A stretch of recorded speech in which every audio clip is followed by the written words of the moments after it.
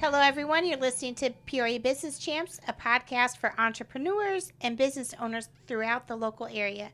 Today's episode is brought to you by Foxy Online Marketing. Foxy Online Marketing creates websites, social media marketing, SEO, and more to help small and medium businesses stand out from the crowd. I am your host, Jennifer Kulule. Here with me today is Ryan from Donnelly's. Ryan, thank you so much for being on the show. You're welcome. It's good to be here. I wanted to take just the first couple of minutes and just give you the floor and tell us a little bit about yourself and your company. My name's Ryan Donnelly. I'm a lifelong Peorian. Moved away for college and a little short stint in Chicago, but grew up here. My parents had Donnelly's restaurants that started with Donnelly's Shamrock, the old pub over on Renwood that was opened in 1970. That started out as more of a bar, but my dad and mom turned it into a family restaurant. And then they went on to open up 3 other Donnelly's restaurants, one in the Apollo, which was downtown Peoria, like the Cheers bar. Okay. He opened that, and then they opened up the one in Campus Town where Starbucks is now. And then there was the sushi place, so that whole place was ours. And then they had the one out in Pekin.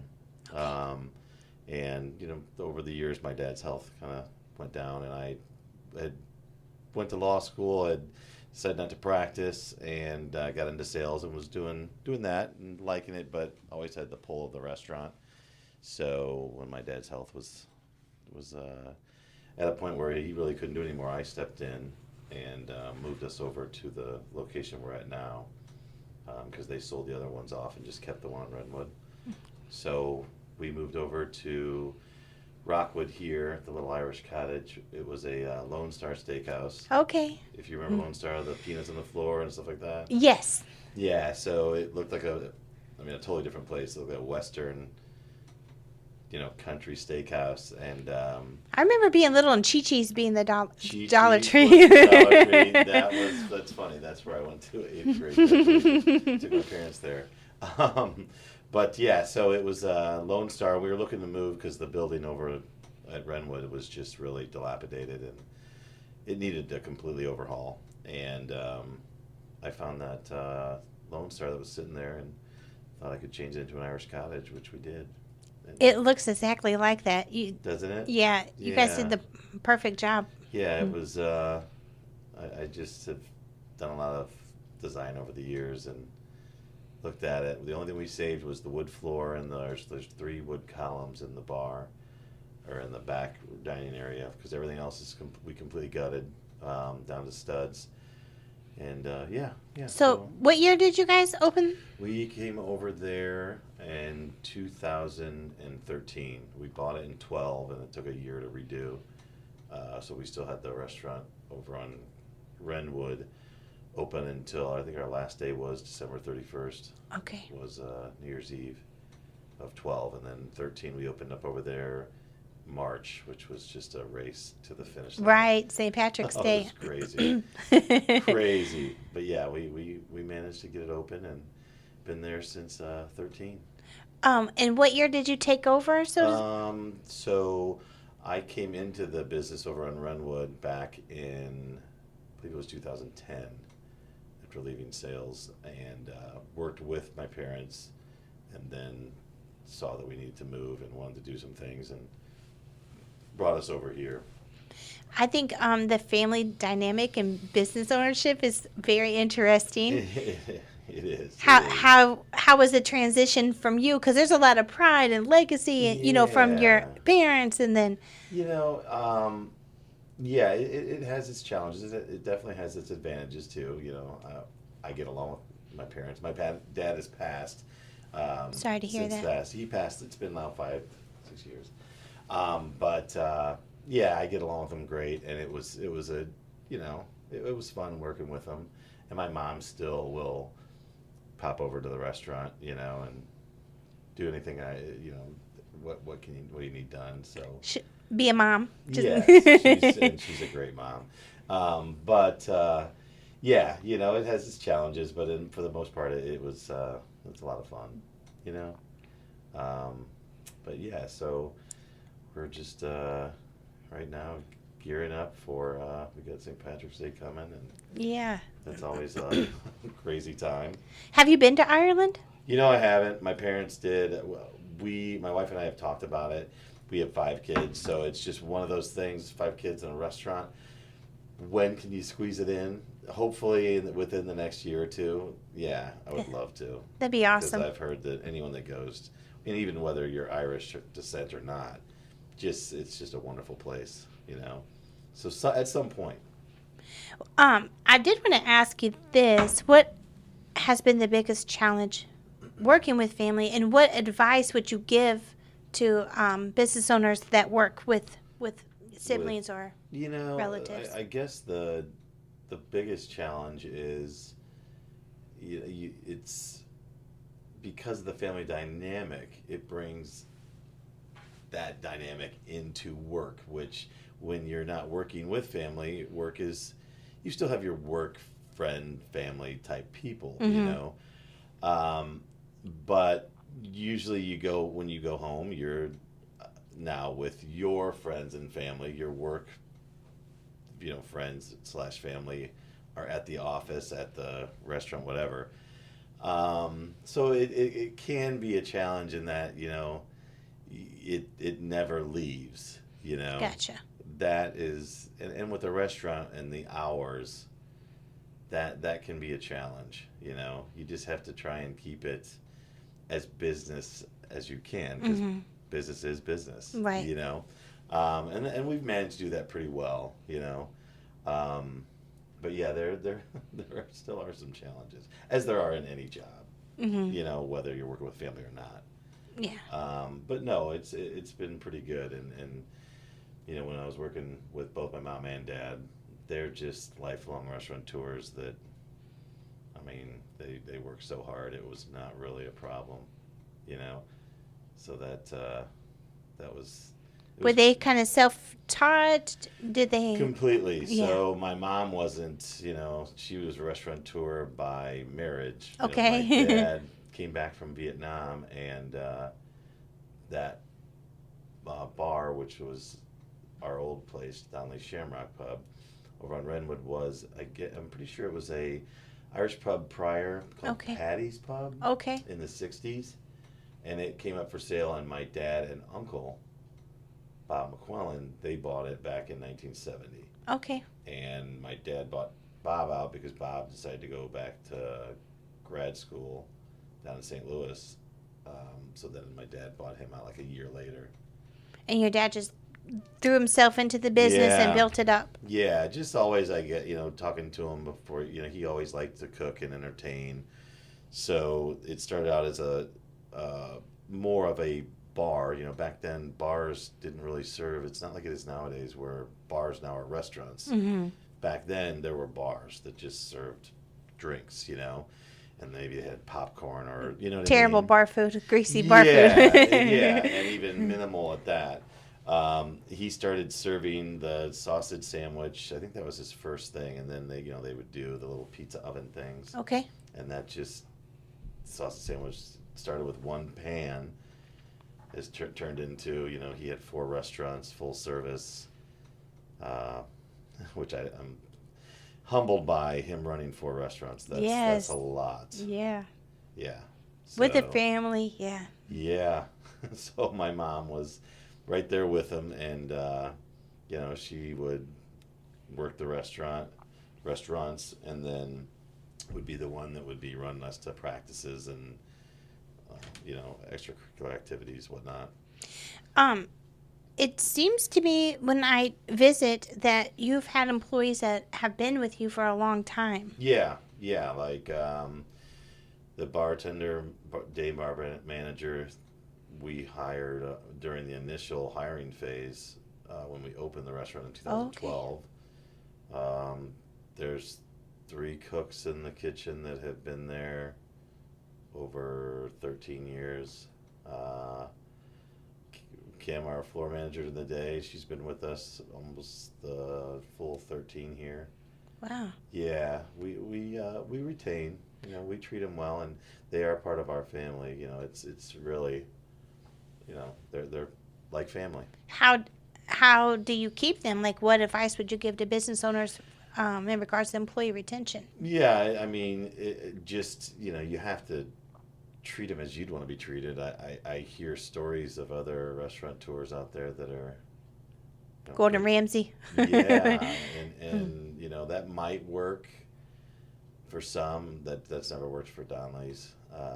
We as long as you're doing your job and doing it well, we treat you like family, and usually we'll retain them. And that includes, obviously, you have to pay them well too, Okay. because business is business. If no matter how close They you have are, bills too. yeah, exactly. So we do pay people well as if they're doing their things for us that are helping our business grow. So I think that's something that you have to always be aware of. And of course, there may be times you're gonna have some business restaurant open up that's just paying outrageously, and you may lose to something like that. But usually, even those people will come back because it's not as green. The same, yeah. But yeah, we do. We treat people well. They're like family, and you're in this together. Right. If you aren't succeeding, then your employees aren't succeeding, and you're not bringing them along with you. So try and treat them well, But yeah, we've been fortunate. We've had some people with us a very long time. Where did you learn that mindset from? I think just my dad and mom, just the way they ran it. That's how they were, that it's you just treat people how you want to be treated, And I learned that from those two, just because that's how they always did business. It's how they always did their restaurants. I found that over the years, because they've been in it obviously, or they were in it since 1970. Like when I'd come back from college and I'd bartend, and come back from law school. I went to law school. I'd come bartend if I was in the summer. Just hearing just the delivery guys and the salesmen. I mean, they loved my parents because they just treated people like, oh, they're our favorite people to come see. Yeah. Even the drivers, that are just, when I say just dropping off, my parents became friends with all of them because they're just good people. That's awesome. And that was always, just always repeated by drivers, salesmen, anyone that was coming into my parents' restaurants.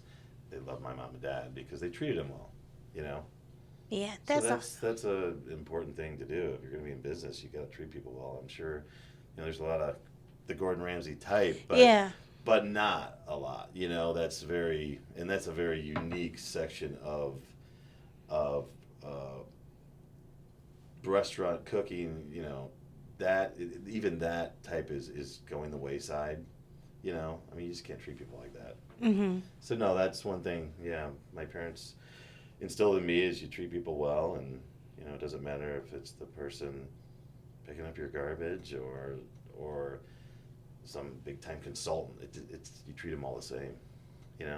How do you have difficult conversations then, or hold the people accountable? It does make it harder, but you have to just, this is business. You have to set the expectations. If you don't have those, you can run into trouble because it's like, well, wait a minute, we're like good best friends. Well, yes, but as long as you have those expectations set prior, you can be quote unquote best friends in the office, in the kitchen, in the restaurant, but that's very simple. You already set those expectations. You just now have to let them know you've got to follow those. Yeah. But it does make it a little tougher when you're there is a fine line. Yeah. But the expectations definitely help from the get-go set. Especially when there's a couple beers around. True. And if you're in a restaurant, you don't want to drink. Yeah. Yeah. Never. I've watched enough Bar Rescue to know. Yeah, no, that's something that speaking of that, my parents never, because you obviously know, watching Bar Rescue. You don't mix the two? No, never. Like, I mean, you'll probably see me in there drinking like twice a year, if not once. St. Patrick's Day, one of those days? No. Too busy? Too busy. That's when I go home at like midnight and have a glass of wine. Yeah. By myself. Yeah. Yeah. But no, you can't in the restaurant. Probably any profession, but because you're around it, you just can't. You lose don't- focus. you don't mix On Bar the two. Rescue, that's what they why are my profits down? Why are people stealing from me? Right, You're over there they're getting losing lit. focus, and then the bartenders, because I know there are bars that allow. I don't know how that's possible, but they do allow the bartenders to drink. No, we've never. Yeah. It just is an unwritten rule because then you just get looser. You mess up. Yep. You give out drinks. Expectations drop. Totally. Standards drop. Yes. And it's clear in the bar and restaurant business. Yeah. And it's easier to pinpoint, but every business has the opportunity to do that in their own way. Sure. Yeah. Yeah. No, you can't. You got to hold that line. Yeah. You have to hold the line. So that's something we've always done. Save the glass of wine for when you get home. Yeah. Drink coffee during the day. Yeah. No. That's. Who would you say is your biggest influence, either personally or professionally? It would probably be a combo of my parents because my dad was the cook, the driver of the business. He could be very intense, but very kind. But I have to put them both because my mom, I mean, like, she just was the face of the restaurants out front. The hospitality that part. People just loved, So, and that goes hand in hand with a restaurant. You have to have both. Yeah. And that's how they did it, So, yeah, I would say those two for sure. I get very big family vibes from how the business is operated and how you grew up. They seem parallel. It is, and it's very rare to have any restaurant or bar, for that matter, be around for over 50 years. Yeah. Run by the same family. That's very rare.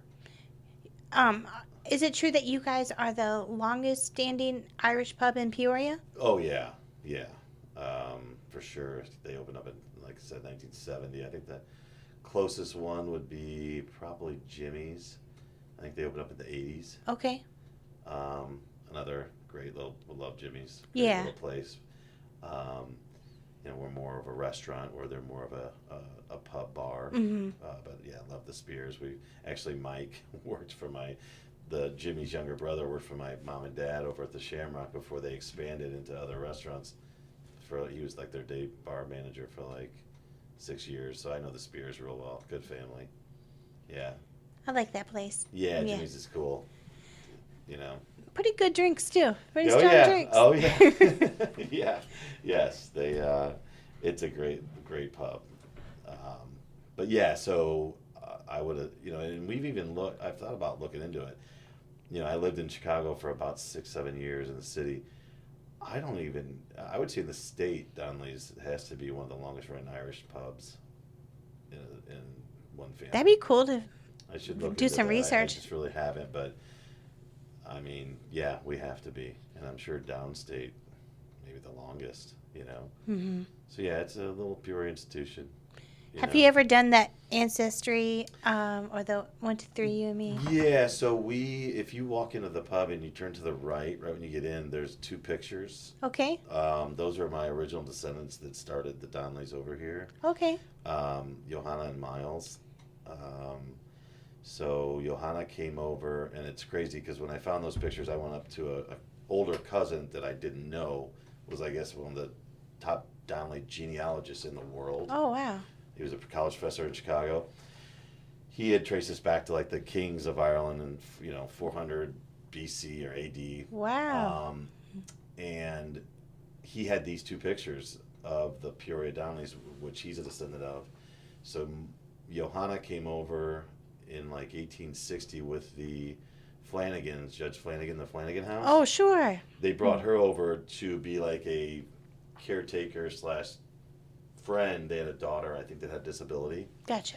And then Miles came over during the potato famine and was a tinsmith. And right below that hill was called Little Dublin at the time. Oh, wow. And here in Peoria? In Peoria Oh, on Perry. wow. Okay. So Matt got married. They opened up a little grocery store on Perry, and if you look at those pictures, like the guy looks a lot like my dad, my cousin, my uncle. Wow. Yeah, so they started the Donnellys here in this area in like 1872, something like that. What were they by trade mostly? So he was a tinsmith. She was working, like I said, over at the Flanagan House, but then they opened up a grocery store. So I guess that, service to the community, food, yeah. was, back in my original ancestor. That's cool. Yeah, I know. It's kind of crazy.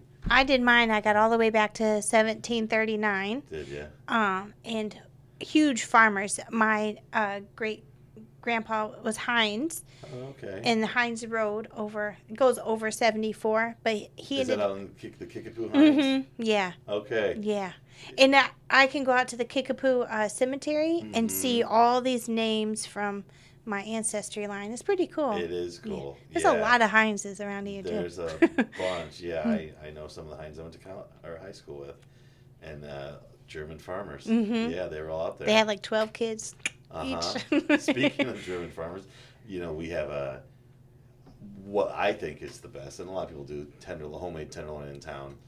That had to come from the German farmers because of schnitzel. Oh, the sausage? No. Oh, the pasta? Pork tenderloin. I know what a tenderloin is, but the schnitzel. So schnitzel is on... Like the dough that comes grated out? No. What's that? German schnitzel is a piece of pork that's pounded and breaded. Okay. And that was there long before there was a pork tenderloin sandwich. Might have been the inspiration. There must have been connection with the German farmers and tenderloin. Yeah. Always thought that. I love the history. Oh, yeah. There. And Peoria, to the history in Peoria is pretty rich. Mm-hmm. I think this is a great town, great for business. It is. It's funny. When I went to college, all my buddies at U of I were mostly from Chicago. And they just, they didn't know. They just remember Peoria was some little city in the middle of the state. Yeah. And they'd always kind of rip on it, yeah, whatever, Country or boy, farm boy. Farm boy, yeah. And it's like, no. You don't understand. You're from, this little suburb outside of Chicago. Peoria is stands alone. Peoria is like a little Chicago, just tiny. Yeah. Which it really is. That's why, if it plays in Peoria, that's why they had that back in the day. Because we were such a microcosm of a big city like Chicago. Mm-hmm. Yeah, a lot of history, a lot of good things about little Peoria. Yeah. Have you ever took any of the tours that the Peoria Historical Society does? I've been through some of the old houses. I haven't with the restaurant and the hours are some minimal working time, hours. I would love to. They do a lot of good stuff. They used to do them on trolley buses. I don't think they do Yes. those anymore. But I've taken my kids through the Springdale Cemetery. Which is really cool. Yeah. A lot of history there. Moss Street, High Street. Yeah. Yeah. Yeah, the old homes on Moss, a lot of those were the liquor barons. Yeah, the whiskey barons. Because we were the number one distiller in the world. Yeah. Not the country, the world. Right. Yeah, and then Prohibition obviously put a damper on things. Yeah, Peoria would be very different. A very different place, I'm assuming, if Prohibition didn't roll through. Yeah. So, no, they do a good job. There's a big, rock, I guess, outside of Laura Bradley's old home that still has the eye of a hook to latch your horse up to. Oh, really? Yeah. Is that in the park? It's no, her Moss. house on I think Moss Street. Oh, okay. Yeah. Yeah, a lot of beautiful homes up there. Yeah. Old, just gorgeous homes. Yeah. Yes. What would you say you do when you feel either depleted or unmotivated? Sometimes we lose our mojo and you're just like, what do you do to get back? You just it's kind of easy to look to your family and your kids for inspiration because that's why you're doing all this, because at times the restaurants tonight can be very trying, and especially what we've dealt with COVID. There was even some times I didn't even know a restaurant like ours, it's such an institution, been there 50 years, was even going to make it. Right. You just, you look to the kids and the reason why you're doing all this. I guess that would be my inspiration. Yeah, Kind of recenters you. yeah, absolutely. How did COVID change how you guys do business? We did start to get through. We did the takeout. Our food's good, but takeout's not the best. Portions of them, like your wings and whatnot. But we switched gears. We were doing a lot of takeout. We were doing like family meals. Started selling. We do all of our a pretty good cocktail program with a lot of fresh fruit and Okay. and all crafted cocktails. So we were making those and bottling them. Selling a lot of people like the hot sauce I created years ago, so we were selling that to go. Oh, cool. Just anything we could, because you were You had to think out of the box fast. you were scrapping and made it through. Did any of the innovations or new things that you tried carry over after things got back to normal, so to speak? I would say, we still are selling the sauce and Okay. and stuff like that, and doing a little more catering, So yeah, it did carry over a little bit. But people like coming in. They like bringing their families, The environment. The environment. It's what we're about, what my parents have always, their restaurants were always about, very focused on just having a family good, whether it's you and your girlfriends out for a night, getting some snacks and, cocktails, or you and your full family, or bringing your grandparents. It's just a very family-focused place, so. I remember talking to you previously, and you said on St. Patrick's Day that your restaurant is really a place for families to come, so you can kind of stay away from the party goers and the holiday people. Sure, and it's because of my dad started doing the Irish food back probably in 1970, the first year. I think he did even do corned beef and cabbage, but yeah, so. It's still, people have a good time, but there's in the bar during any time of the day during St. Patrick's Day, you're going to see mom and dad and maybe a 2-year-old and a 5-year-old, and then there's maybe 2, 3, 4, 75 plus. I mean, it's not, and there's a place for that too. I mean, that's fun during St. Patrick's Day to do that. Right. Downtown, around the parades, and, the outside places. But yeah, we were much more of your family atmosphere, come in and get some food, and you can still have Celebrate. A drink. Yeah, Mm-hmm. celebrate, and it's always been like that. I think maybe not the first few in the 70s when my dad and my uncle were 21. Probably was a little different, but now, yeah. Any time of day, if you come on St. Patrick's Day, which is a Friday this year. Is it? Yeah, it's a Friday. You'll see, just a broad spectrum of patrons. My youngest turns 6 on St. Patrick's Day. His birthday is St. Patrick's Day. Yeah, I've got a few friends and family. My wife is on the 16th. Okay. Yeah, so. Very fun birthday. Yeah, oh yeah. She, I'm sure, wishes it was not so close to St. Patrick's Day, because there is a large focus on that. Yeah. But at least it's not Christmas. That's the worst, I think. That's right. Your parents are just like, just get one of the presents under the tree. Right. Happy birthday. You get lost in it.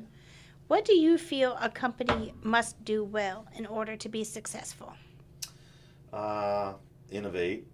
Well, first work hard and be dedicated to it. If you don't have that dedication, it's going to be hard to succeed. Mm-hmm. And yeah, just as you've seen over the years, just the innovation, things just keep changing. I mean, it's never stops, So yeah, I would say first and foremost, you work hard, you're going to hopefully be successful, and have a passion for it. If you don't have a passion, it's there's old standards in any business that still are gold standards, even whether or not they're old or not. Yeah, treat people right. Yeah. Care about the customer. Yeah. Mm. And, you know, you still have to innovate, you know, stay on top of things. But yeah, I think just number one, working hard and having a passion for what you do. I think when you have the passion for what you do, you don't mind working hard. You don't even realize it. No, sometimes you don't, you know, you don't. And that's where the sweet spot is, but it's hard to find. Yeah. You know. Anything that we didn't talk about that you'd like to discuss? No, I think you're pretty thorough in just delving into different aspects of the old family business at Donnelly's. Like I said, I just wanted to, for those out listening, if you're out and about and you want to bring your family in or bring your grandpa and grandma in, it's a great place to do it on St. Patrick's Day. And where are you guys located at? Give them your address. We're at 4501 North Rockwood Drive.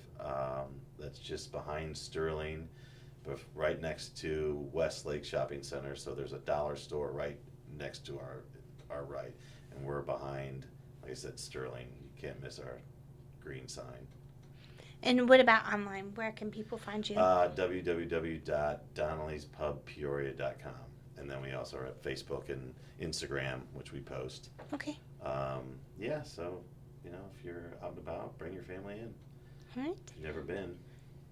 And I recommend personally, I know it's not very Irish, but the turkey horseshoe is my personal favorite. And that's the thing. We aren't just Irish. I speaking of innovating, you know, sometimes it will anger some customers that will come in and, oh, I read about your pub, and they're expecting just Irish type. Anymore, you really can't. You know, you've got to have. So we've got like our horseshoe. So We've got a Vietnamese salad because I love Vietnamese food that is very authentic. So there's a broad spectrum of food. Something And for real everybody. authentic. But you still get the authentic Irish food. Yes. So, all right, guys. Well, that wraps up this episode of Peoria Business Champs. A huge thank you to our guest, Ryan from Donnelly's. Also, thank you to our listeners. If you haven't yet, please join our Facebook group, Peoria Business Champs, where you can see more behind the scenes of interviews, local events, tips, and more. You can also find us on YouTube. Thanks again, everyone, and I hope you have a good rest of your day.